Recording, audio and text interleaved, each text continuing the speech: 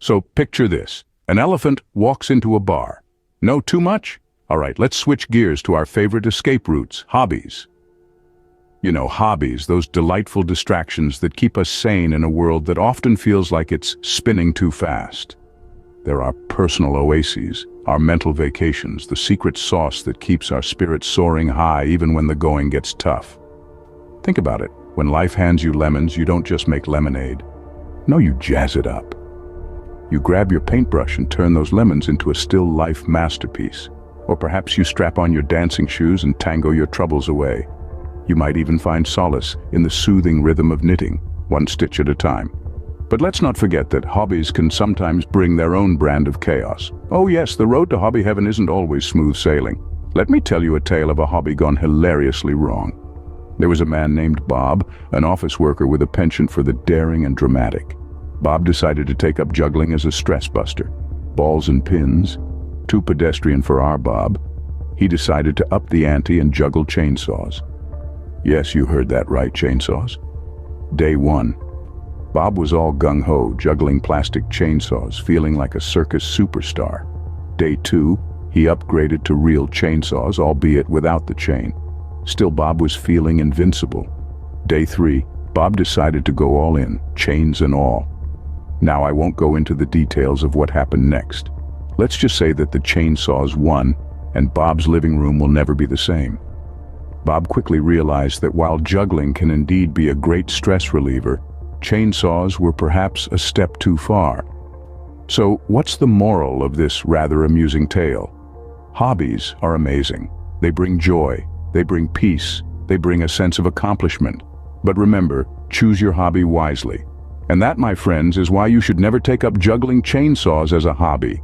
Now, picking a hobby isn't like picking your nose. It's more complex and, well, less gross. There's an astonishingly vast spectrum of hobbies out there, each as unique as the individuals who pursue them. From the commonplace to the downright peculiar, hobbies are as diverse as the human imagination allows. Let's start with the more run-of-the-mill hobbies. Reading, for example. It's like Netflix for your brain, but with no subscription fees. Or gardening, where you can play God with plants and make your little green Eden. And let's not forget cooking, where you're the master of your culinary universe, creating edible masterpieces or occasionally kitchen disasters. But then, there are hobbies that make you go, wait, what? For instance, there's extreme ironing. Yes, you heard right. People iron clothes in extreme locations like mountaintops or underwater. It's like combining the thrill of extreme sports with the satisfaction of well-pressed clothes. Talk about multitasking. Or consider competitive dog grooming. Picture this. Poodles transformed into pandas, or schnauzers sculpted into Star Wars characters. It's like a beauty pageant meets a cosplay event, but with dogs. And then there's the hobby of collecting. Some people collect stamps or coins, but others prefer more exotic collectibles. Take belly button lint collecting, for example. It's a real thing. There's a guy who holds the Guinness World Record for the largest collection of belly button lint. I guess it's one way to remember what color sweater you wore each day. And let's not forget the adrenaline junkies among us. Skydiving, bungee jumping, or base jumping are hobbies that literally take you to new heights. It's like you're giving gravity the middle finger and saying, "Not today, Sir Isaac Newton." So, as you can see, hobbies can range from the mundane to the bizarre, from the relaxing to the adrenaline pumping. They're a reflection of our personalities, our interests, and our sense of fun. So whether you're into collecting belly button lint or skydiving, there's a hobby out there for you. Remember when you were a kid and you tried to make a sandwich with everything in the fridge? Picking a hobby is kinda like that. Imagine you're back in your childhood kitchen, looking at an array of ingredients with wide-eyed wonder. You're not sure if pickles and peanut butter will be a match made in heaven or a culinary catastrophe, but you're determined to find out. In the same way, finding the right hobby might involve some unexpected combinations and unexpected results. I mean, who knew that trying to knit your own socks could lead to a surprise discovery that you're actually allergic to wool? Or that your attempt at birdwatching would result in a minor, yet memorable run-in with an overly protective mother goose? And let's not forget about that time you decided to try your hand at home brewing. You were convinced you were the next craft beer sensation, only to find out that the peculiar smell wafting through your house was not the sweet aroma of success, but rather the stench of a yeast experiment gone horribly wrong. These hobby experiments, while not always successful in the traditional sense, are valuable nonetheless.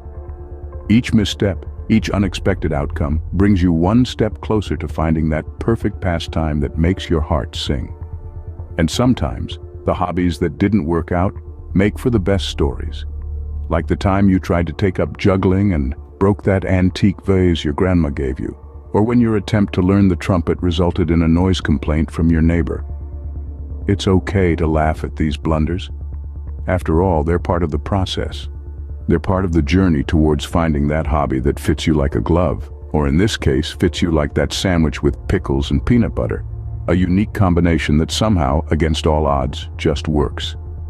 So, if at first you don't succeed, try again.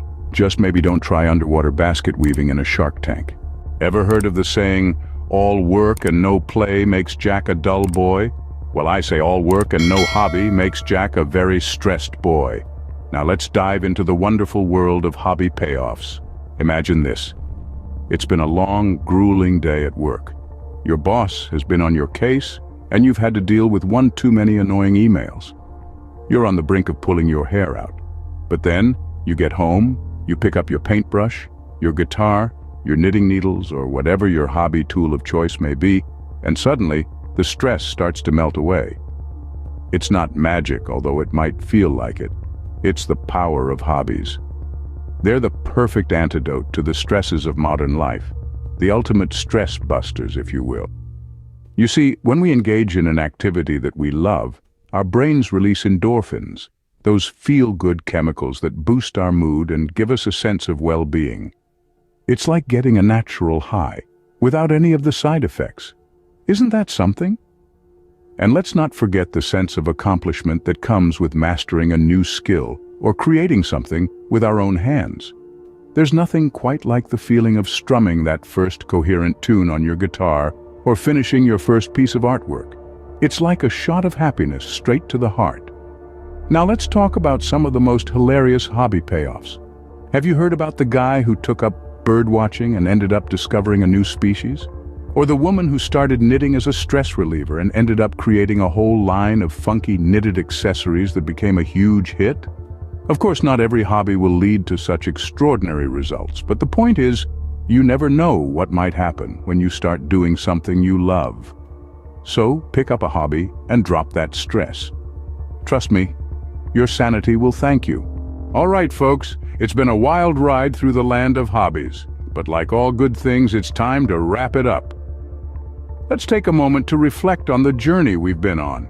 We've explored the vast landscape of hobbies, from the common to the quirky, the quiet to the cacophonous. Remember when we chatted about the zen of bonsai tree pruning, or the adrenaline rush of skydiving? Or how about the delightful unpredictability of competitive cheese rolling? Yes, that's a real thing.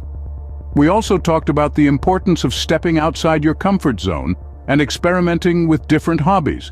Remember our friend Bob, who went from a life of spreadsheets and pie charts to becoming a passionate salsa dancer? Or Sarah, the shy librarian who discovered her love for stand-up comedy? They're proof that you never know what you might fall in love with until you give it a try. And let's not forget the benefits of hobbies. They're not just a fun way to pass the time. They're also a fantastic stress reliever, a creativity booster, and a great way to make new friends. Remember the story of Lisa and her knitting group? They started off as strangers bonding over yarn and needles.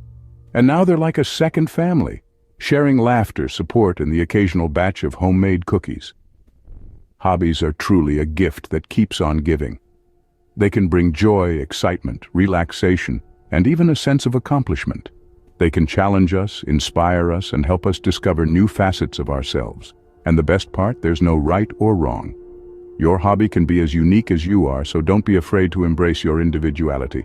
So as we come to the end of our journey, remember that it's never too late to start a new hobby or rediscover an old one. After all, life is too short for boredom.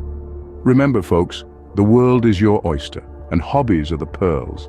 So go out there, find your pearl, and have a good laugh while you're at it.